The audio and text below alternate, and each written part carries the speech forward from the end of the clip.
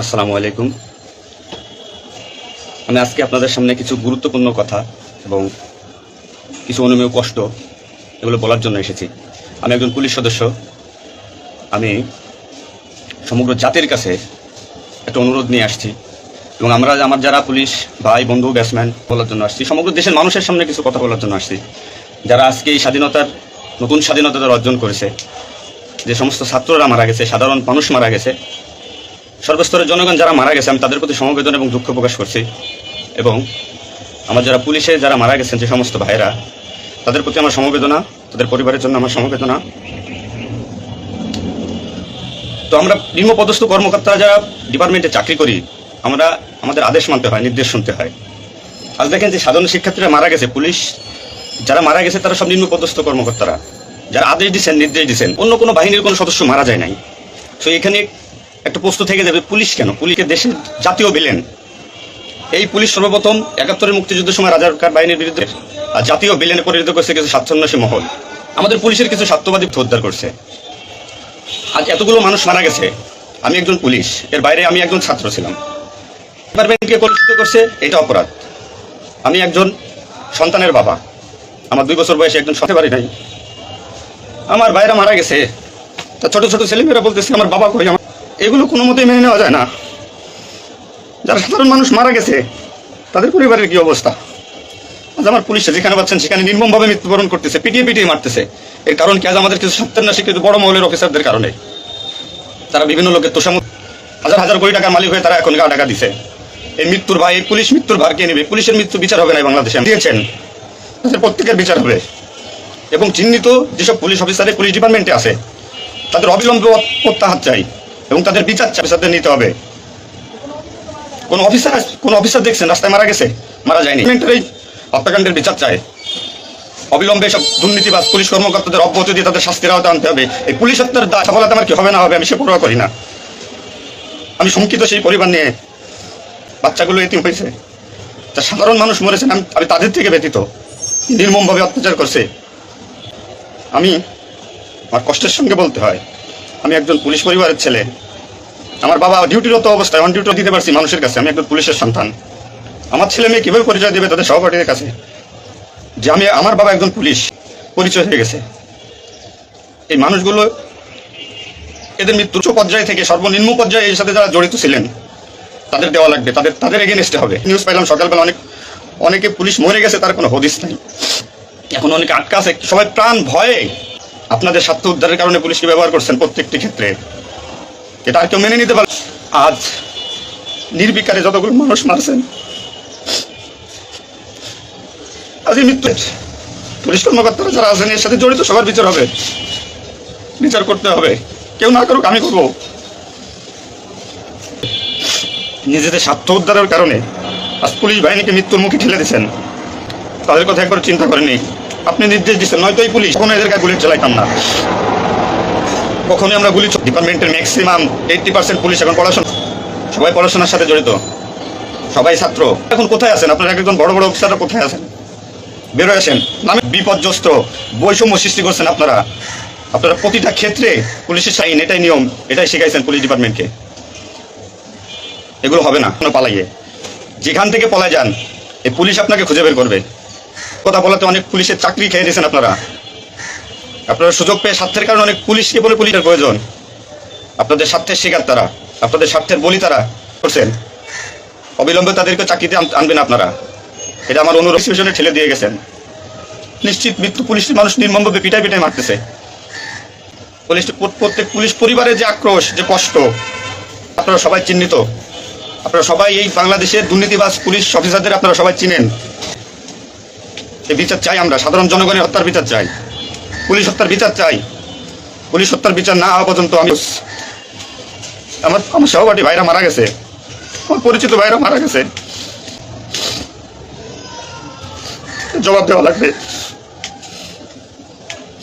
গর্ভবতী মহিলা পুলিশকে পর্যন্ত মারিয়ে ফেলছে, নির্মমভাবে মারছে। এই দোষ আপনাদের।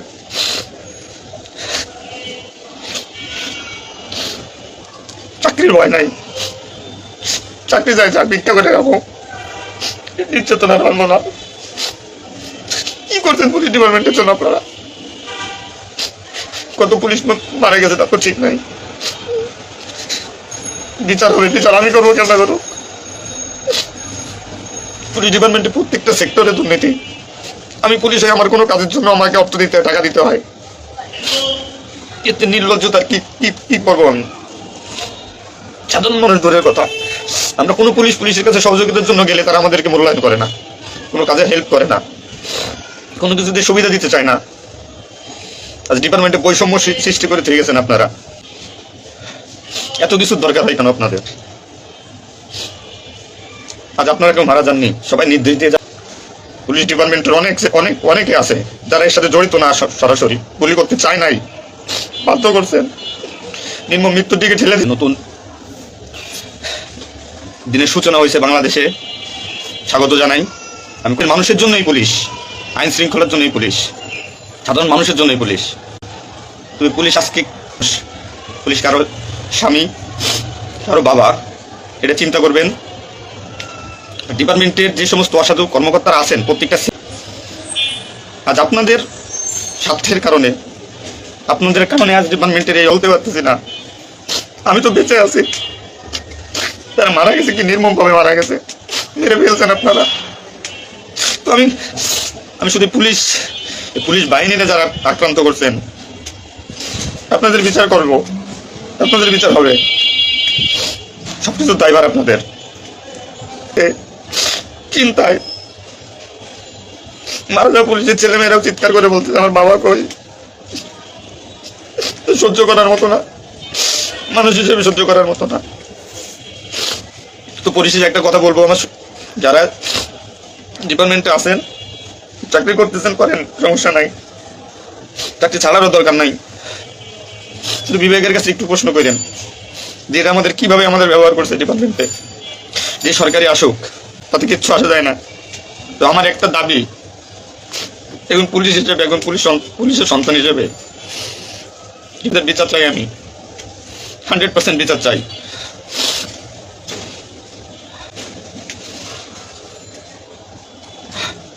এবং দেশের আইন শৃঙ্খলা পরিবেশ আমাদের যেভাবে আদেশ দেয়, যেভাবে নির্দেশ দেয়, আমরা ওইভাবে কাজ করি, ওইভাবে আমাদের চলতে হয়। যে ভীতি, না মানলে চাকরি চলে যাবে, যাক, এই চাকরির প্রতি আর এখন কোনো নাই।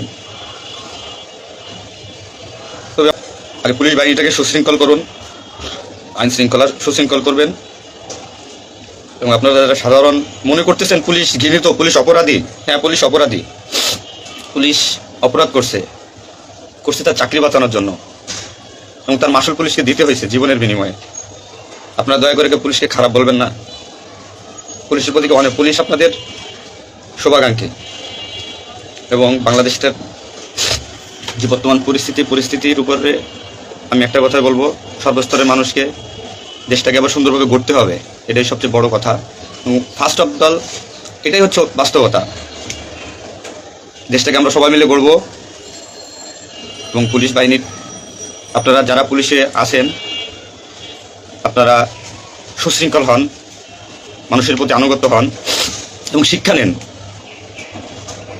এত বড় একটা স্বাধীনতা না হইলে এটা মানুষ কখনো বুঝতো না, বা আমরা পুলিশরা বুঝতাম না যে আমাদের অর্জন কি, আমাদের মানুষের আস্থা কি আমাদের উপরে, বা আমাদের কি করা উচিত। আপনার সবার কাছে অনুরোধ থাকবে, আমার পুলিশ ডিপার্টমেন্টের প্রত্যেকটা সেক্টরের বন্ধু বান্ধব, সিনিয়র জুনিয়র যারা আছেন, আপনারা শিক্ষা নেন, নতুনভাবে পুলিশ ডিপার্টমেন্টটাকে গড়েন, মানসিকতা চেঞ্জ করেন। এবং পুলিশ ডিপার্টমেন্টে যারা আপনাকে ব্যবহার করবে, যারা স্বার্থের জন্য ব্যবহার করবে, তাদের সরাসরি ধরিয়ে দিন, সরাসরি ধরিয়ে দেবেন। পুলিশের প্রত্যেকটা সেক্টরে দুর্নীতি, এই দুর্নীতিবাজদের ধরিয়ে দেন। এদের ধরায় না দিতে পারলে পুলিশ ডিপার্টমেন্ট কোনোদিন শুদ্ধ হবে না। আর দিনের পর দিন এরা মনে করেন আমাদের সাথে বৈষম্যমূলক সৃষ্টি করে এদের নিজেদের স্বার্থ হাসিল করবে। তো সবার কাছে আমার একটা অনুরোধ, আপনারা সবাই ভালো থাকবেন আর আমাদের পুলিশের জন্য দোয়া করবেন, যাতে আমরা সুশৃঙ্খল বাহিনী হিসেবে রিইউনিয়ন, পুনরায় পুলিশ ডিপার্টমেন্টটাকে আবার গড়ব। এই শিক্ষা থেকে শিক্ষা নিয়ে যে পুলিশ কখনো মানুষের দুশ্মন নয়, পুলিশ মানুষের শত্রু নয়, পুলিশ মানুষের বন্ধু, জনগণের বন্ধু। এটা আমরা প্রমাণ করব। এই মানসিকতা নিয়ে তৈরি হন আগামী দিনের নতুন পুলিশ বাহিনী গড়ার জন্য। সবাই সবার নিজের প্রতি খেয়াল রাখবেন, ফ্যামিলির প্রতি খেয়াল রাখবেন, আমার জন্য দোয়া করবেন। আসসালামু আলাইকুম।